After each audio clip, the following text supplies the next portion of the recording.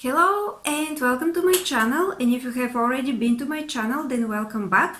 My name is Kalina and I'm a specialist in public relations and mass communications, and in this video I'm going to talk about 3 phrases that are actually manipulation trap, and I would like you to recognize them and avoid them because they may sound as regular phrases, but they are actually stopping you from defending yourself in a very psychological way. So hear me out. The first phrase is sorry that I offended you, or sorry that I insulted you. Well, you may think, what is wrong with somebody apologizing? Well, what if they didn't actually offended you or insulted you? What if you didn't truly feel offended, but you still recognize that something is wrong with what they're saying? And this is why you reacted in order to stand up for yourself. And now they're saying, well, sorry that I offended you. What does this mean? This means that first they actually wanted to offend you or wanted to insult you. Otherwise, their psychology, their mind will not jump to that conclusion, right? Why would they apologize if you didn't say, hey, you offended me or you insulted me? The second reason is because they're actually stopping you from truly defending yourself, because what you want to do is to actually explain to them why what they said or did is wrong. You wanted to explain to them how exactly they crossed the line, because you want to stand up for yourself and you want to put a boundary. But when they say, I'm sorry if I offended you, then what they're doing is they're just stopping the conversation. And on top of that, if there are other people around, now you look bad because you're the one who was offended and you're the one who looked like you took it too personally when you probably shouldn't have. Or it seems like you have been overtaken by your emotions, and this is what the whole matter is all about. But the truth is that you're standing up for yourself, and the whole matter is not about you personally being offended. It is about them being wrong and them acting inappropriately or incorrectly. It is not like they're saying something bad to you. It is about them saying something bad and exposing themselves.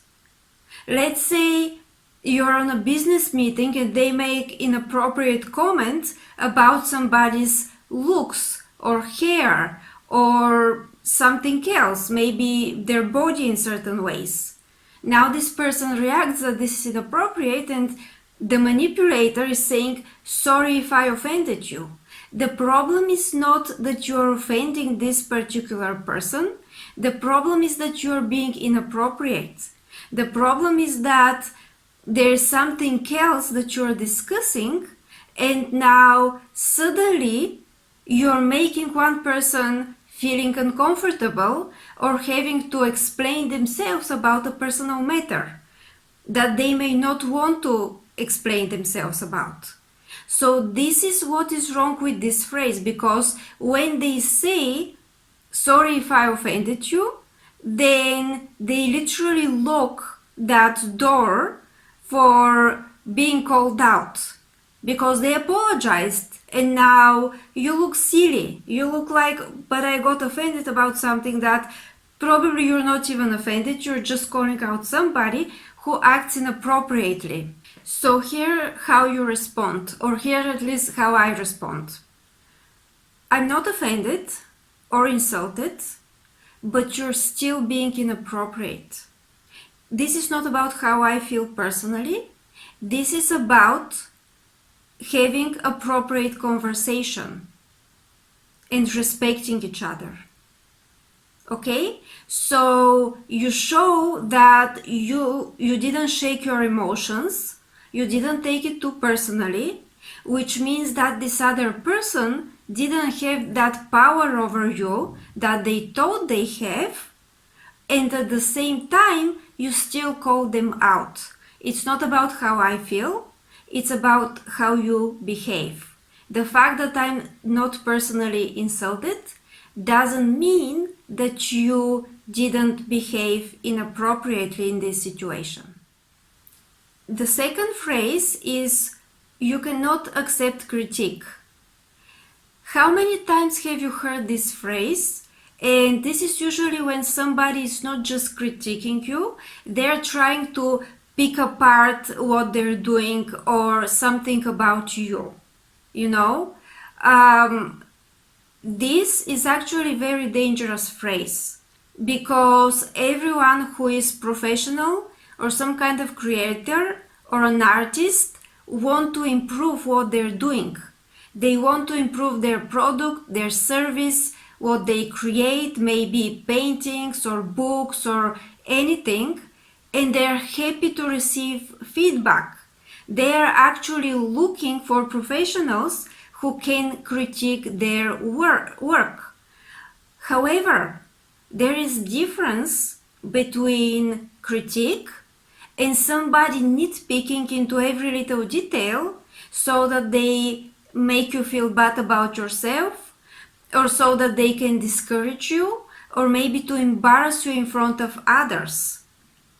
There is difference between those two things. There are people that would just show every little mistake, every little imperfection, and they're gonna do it with the purpose to make you feel bad, maybe to stop you from even doing the next step, from even creating what you want to create, or maybe to show others that you're actually bad at what you're doing.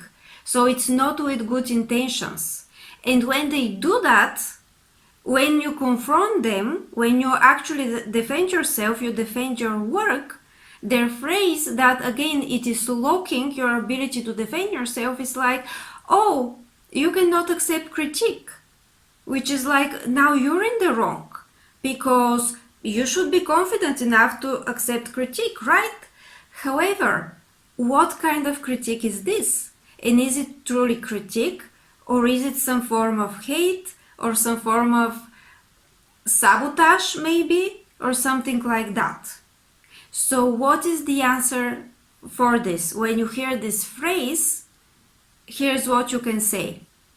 I can accept critique from the right places. I will actually be happy to accept any kind of critique from the right places. So you're now calling them out. I'm accepting critique, but I put in question if you're the right person to critique me.